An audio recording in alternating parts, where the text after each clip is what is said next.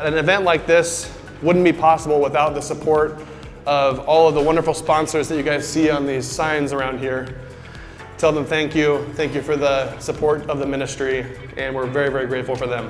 And I've been with the Chiefs, this will be my 8th season this fall. And what I see is that pouring into this next generation and pouring into people that need to know the gospel is one of the most powerful things ever.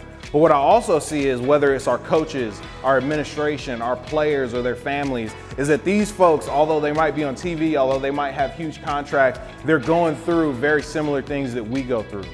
And they have the same issues that we have, whether it be in their marriages or in their upbringing or in their background. And so the need for Jesus to save us and to change us, to rescue us from addiction, to rescue us, whether it be pornography or alcohol or social media or whatever your addiction is, like, God is there to rescue us, to change us, to make us new. So in 2019, God told my wife and I to sell our house in Brookside and move to the inner city of Kansas City. A few months after we had lived in this house, my kids wanted to do a lemonade stand. And I'm telling them, like, this is a new neighborhood. I don't know who's gonna buy your lemonade. But my next door neighbor, his name is BJ, he gets his little money together, 12 years old, and he comes outside and he buys the 1 cup of lemonade that my kids sold that whole day. And as a dad, that made me feel like when the Good Samaritan came and helped that guy who was robbed, beaten, stripped naked, and left for dead. You never know who you need to buy a cup of lemonade from, who God is calling you to invest in, and what that cup of lemonade would mean.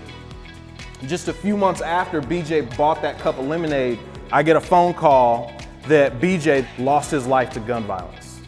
And what I learned from that was BJ's leadership and his act of service by buying that cup of lemonade was something that resonated with me as a father, and was something that I've now implemented as service in my leadership as well, and I would encourage you guys too.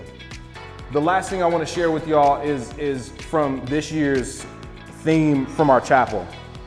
And I wear this wristband, and it says, "Stay dangerous." You've heard people telling you to stay safe your whole life. But what if life is more than staying safe? What if your life is meant to be dangerous? Jesus, the creator of the whole world, already had everything in heaven. His throne, his power, his Father, his Spirit. But there was something that he wanted to fight for: you and me.